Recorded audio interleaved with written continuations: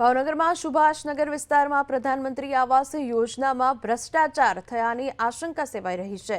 માત્ર 5 વર્ષમાં મકાન ખખડધજ થઈ ગયા છે। મકાન ધારકોએ જિલ્લા કલેક્ટરને આવેદનપત્ર પાઠવી રજૂઆત કરી છે।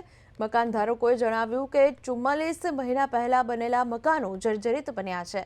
7 માળના બનેલા બિલ્ડિંગના નીચેના પિલર તૂટવા લાગ્યા છે, જ્યારે ગ્રાઉન્ડ ફ્લોરથી લઈને છેલ્લા માળ સુધીના મકાનોમાં અનેક જગ્યાઓ પર ગાબડા પડી ગયા છે।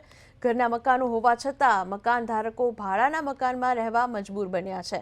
તો મકાનમાં હપ્તા હજુ ભરાયા નથી, ત્યાં મકાન જમીનદોસ્ત થઈ જાય તેવી પરિસ્થિતિમાં છે।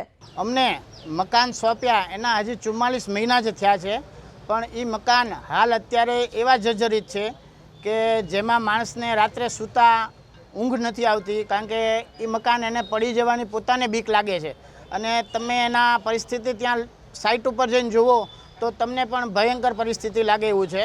અને ત્યાંના લાભાર્થીઓ અત્યારે હાલ ત્યાં રહેવા નથી માંગતા, ઘરના ઘર મૂકી અને ભાડાના મકાનમાં રહેવા જવા માટે મજબૂર થયા છે।